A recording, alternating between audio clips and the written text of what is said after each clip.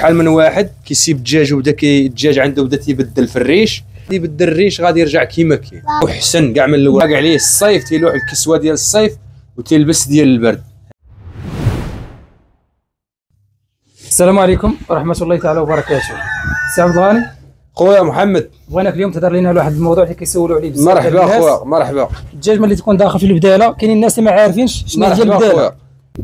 الاخوان السلام عليكم. بعدا معكم خوكم عبد الغني، قناه محمد الصابري، ريحه الباديه. ريحه الباديه. الله يسخر ليه، تعاونوا معاه يتمحن معنا، الله يرحم لكم الوالدين. بارك الله فيكم. الاخوان دابا غنهضر لكم على هذه القصه ديال البداله. شحال من واحد الاخوان دابا كيبدا الدجاج عنده يبدل وكيخاف، هو كطيح فيه بدل في الريش، اشنو غندير ليه؟ تيهزو كيبيعو، تيدي السوق كيبيعو ب 30 درهم. كيشدوا واحد كيدي عارف كيفاش يتصرف معاه، تيديه من ديك 30 درهم. هو راه 15 يوم 20 غادي يبدل الريش، غادي يرجع كيما كاين، غيرجع على حقه طريقو حسن كاع من الاول. راه كيتهلا فيه تعطي فيه، عا كيلحق عليه الصيف، تيلوح الكسوه ديال الصيف وتلبس ديال البرد. هذا الشيء اللي كاين. المهم الدجاج كتخدم معاه فيتامين، كتخدم معاه بعلف الديماراج، انطلاقه 21 العلف ديال الكتكوت. هذا هو كتخدم معاه. كتحيد له البياضه اللي كنتي تعطيه البياضه، حيدها. كنتي مخلي معاه الفرارج، حيدهم صافي، وتهلا في الدجاج بالديماراج. وبالنسبه للديماراج تخدم معاه تيرد الريش ديالو. خدم معاه تيبان لك الدجاج عمره صافي، وحيد له حيد له الديماراج. حيد له الديماراج. الديماراج فيه فيتامينات بزاف، فيه معدنيه، فيه كلشي موفر. هو كيعاون الدجاج، هو فيه بزاف. وراه بزاف ديال الاخوان دابا الدجاج عندهم ما كيبيضش، هما داخلين في المرحله ديال البداله وما عارفينش هما بان راه هو في المرحله ديال البداله. ما عارفينش هو راه في المرحله ديال البداله. هو راه من العام للعام غيبدل، كل عام غادي يبدل. سيوا الا كنتي مطلع العتوقه مثلا ديال شهر 3 وخدمتي بها هذا الموسم هذا، ما غاديش تبدل لك، ما غتبدل حتى العام الاخر.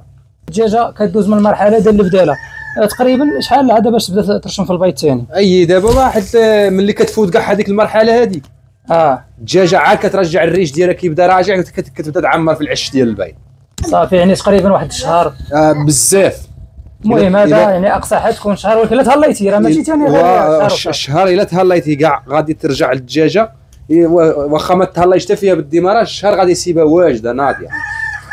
وبحال دابا بالنسبه مثلا اللي بغى يخدم شويه على البيض وعنده الكثره بزاف، ملي غادي يخرج من هذه المرحله ديال البداله وما يبقاش يعطيه الديماراج، غادي يعاود يرد ليه ثاني البياضه يخدم بها مباشره. يرد البياضه اللي كان تيخدم بها. هو راه ملي هو دابا الديماراج سبحان الله العظيم راه كيعطيه هو حتى البيض، ولكن ما خدامش البياضه فيها داك المهم الكالسيوم ديال البيض، كلشي موفر يعني اللي كيخصها. حتى هو راه فيه كلشي، ديك الاملاح معدنيه فيه كلشي، ولكن هو ما فيهش داك الكالسيوم. وبالنسبه للبياضه، واش كنصيحه من عندك؟ حيت الدجاج كله الطريقه ديالو كيفاش كيتعامل مع الدجاج، من ناحيه البيض ولا من ناحيه الفلوس؟ دابا العلف البياضه واش عطيه كامل ولا تضيف عليه مثلا نخاله ولا تنضيفوا عليه الشعير؟ حنا كنضيفوا عليه الشعير المدعم، ولكن ماشي بزاف، غير شويه. بحال بالنسبه للطريقه انت باش خدام نتايا؟ الطريقه باش خدام انا معك ها هي في العشيه دابا كنخدم بالنخاله والشعير. النخاله والشعير. ومع الصباح؟ مع الصباح كنخدم بالبياضه والشعير، ولكن كتعطي النسبه ديال البياضه اكثر من الشعير. النسبه ديال البياضه الشعير غير واحد ثالثه. على مثلا كنعطيو 30 كيلو ديال البياضه والشعير، كنعطيو 10 ديال الشعير و20 ديال البياضه. 20 ديال البياضه. وبالنسبه للناس اللي تيبغوا زعما شي علف اللي طبيعي ماشي من الاعلاف المركبه وبغى يخدم على البيض، انا في النظر ديالي ما غاديش يبيض له الدجاج داكشي اللي بغا. ما غاديش يبيض ليه، ما غاديش يبيض ليه داكشي اللي بغا تبيض له 20 25. هذا الشيء اللي غيبيض ليه هذه 25%. 25 كاع ولا 36%. وبالنسبه بما جبدنا هذا الموضوع ديال الدجاجه البياضه اخويا عبد الغني، مرحبا خويا. كاين بعض الاخوان اللي عندهم العتوقه واصله 5 شهور 6 شهور ومازال ما كترشمش. واحد الاخ خلى لي واحد التعليق قال لي عتوقه عندي عندها 9 شهور ومازال ما كترشمش، شنو هما الاسباب؟ اسباب اخويا كاين اسباب بزاف اخاي محمد. يقدر هو يكون ما مهليش، يقدر اخويا يكون داك الدجاج فيه الديدان الشريطيه ولا الديدان الاسوانيه كتغدى معاه ما غتخليهش يبيض. بالنسبه نهضروا على الديدان الشريطيه وعاد نزيدوا ثاني الديدان الشريطيه راه كانت في الدجاج راه كتلقيه خفيف ما كيوزنش، وكتلقى البراس ديالو فيه دوك البويض شي ولا سينتا. ولا تلقاها الا كانت مطوره غتلقاها سينتا. كان يلاه بادي كتلقى فيه واحد الدويد غير صغيور. هذاك راه ضروري خاصك تخدم معاه. والدجاج كينقص حتى في الوزن ديالو. كينقص في الوزن. ولا بغيتي بالنسبه للعلاج، راه كاين ليفافين وكاين الشيح.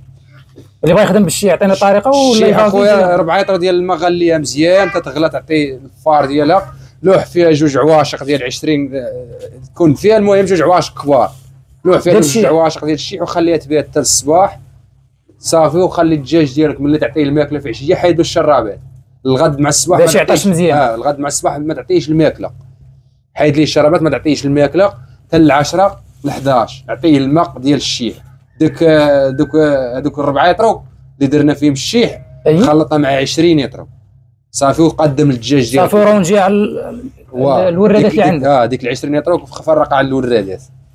وبالنسبه لي بغا يخدم بليفافين شحال يدير 1 غرام 1 غرام في يطرو ديال الماء 1 غرام في يطرو ديال الماء تعطش هي الدجاج تعطش الدجاج ضروري هذا الشيء اللي كاين. وليفافين راه خدامه مزيان راه تخدموا بها الاخوان راه كتعطي سيدانات لا زوينه ليفافين. وبالنسبه انت باش كتنصح واش بليفافين ولا بليفافين الا كان الدجاج فيه الديدان الشراطيه ليفافين الشيح راه كنعطيو الدجاج ملي يكون صحيح اخاي محمد ويي واللي بغى شي حاجه مرحبا به عند خوكم عبد الغني الدار راه داركم راه كانوا عندنا الضياف اليوم اللهم بارك المتتابعين ديالنا في اليوتيوب واحد راه جاو الناس من مكناس مراكش راه كمل لي من راسك صالح تحيه لكاع هاد الناس اللي جاو في قيفن صالح لا مكناس ومازال غايجيو عندنا الناس ان شاء الله وتحيه للجميع مازال غايجيو عندنا الناس مازال غاديين يجيو عندنا الناس ان شاء الله ان شاء الله الله يسخر الجميع. شوفوا هذا البيض بعدا هو البيض جديد والبيض تبارك الله راه غليظ اللهم بارك ديال التفقاس راه دائما شوف دائما تنذكروا هذا البيض ديال خليط السلالات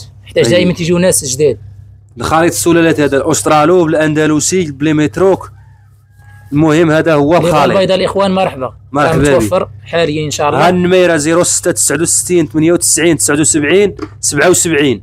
وبالنسبه للارسال الاخوان راه فيما كنتي في اي بلاصه في المغرب راه كيوصلك راه الكيران تجيك السخره ديالك فين ما كنتي تجيك السخره ديالك مرحبا البيض وخدم به راه ان شاء الله يبقى يتقدم مره اخرى ان شاء الله. كيفاش قلت يا اخي محمد المبتدئ شي نصيحه اللي تخليها المبتدئ نخليها خويا درجه جمع المعلومات مخزنه باش تخدم مع الدجاج. راه بزاف ديال الاخوان دابا من البلاصه تيبغي يشري فقاصه ويشري الفرخ ويبغي يكبر من البلاصه تبان لي صعيبه شويه. غادي تجمع المعلومات وغتشري الفقاصه ولا تشري الفلوس انت ونظارك. اولا شري الفلوس كيتعلم معاه تجي احسن فاش كيدير فقاصه كتجي ساهله. ولكن الفقاصه عاوتاني الا داير واحد الفلوس خاصو يبقى يبريكولي بها فهمتي.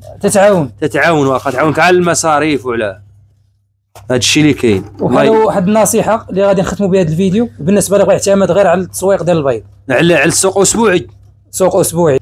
واش يدخل هذا الميدان ولا يبيع؟ ضروري خاصك دير الفقاصه ولا تعندك البيضه تولي حنا هضرنا على البيض راه بزاف ديال الدراري تيبغيو يخدموا على البيض. لا غادي تخدم كاين واحد الربح ولكن قليل شويه فهمت.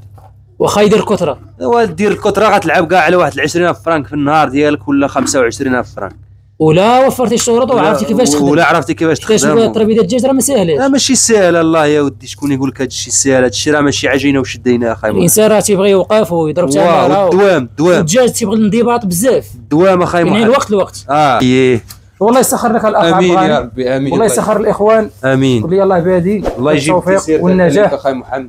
ووصلنا لنهايه هذا الفيديو الاخوان كيف ما ديما ما تنساوش اعجاب الفيديو واشتراك القناه كيشاهد كاين وتعليق محفز الاخوان باش دائما ان شاء الله نجيب لكم فيديوهات اللي تستافدوا منها. السلام عليكم نتلاقاو في الفيديو القادم بحول الله.